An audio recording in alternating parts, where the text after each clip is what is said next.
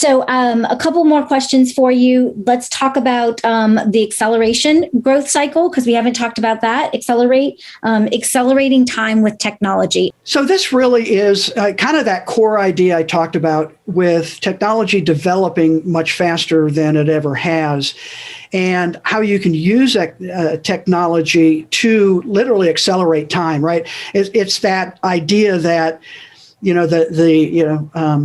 the days are long and the years are short, and right, all those kind of comparisons that you can make.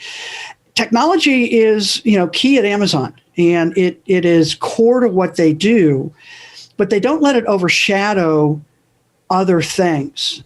And so, looking at the Kindle, let me look at the Kindle, right? So that was Amazon's first hardware project.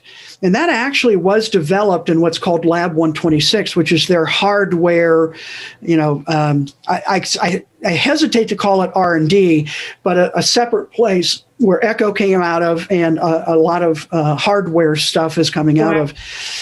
And Bezos talks about it. It was released in 2007. They spent 3 years prior working on it, but using that technology, again, to accelerate the consumption of information, e-ink, and actually probably the best technology in the Kindle is 𝗺𝗵𝘱.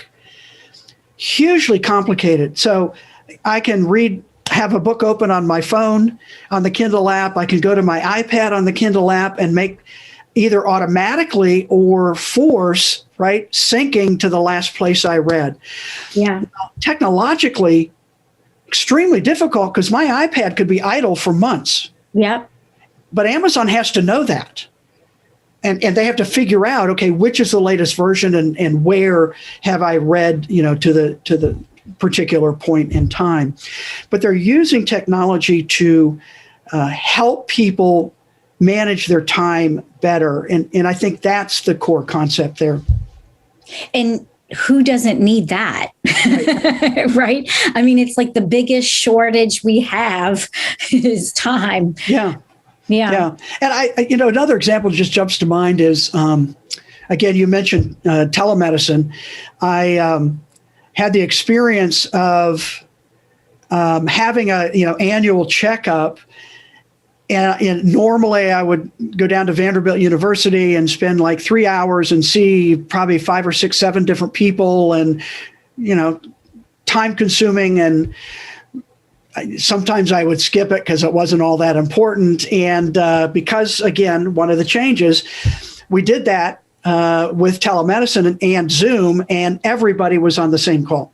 Yeah. It was like 35 minutes, and it was like, and my daughter does the same thing. And it was like, oh my gosh, that was so much more efficient, right? Again, your example, taking the industry, kind of forcing them, whether they like it or not, to try new things. My experience is like, I don't ever want to go back down into an office and sit there for 15 minutes waiting for the next person to be able to come in.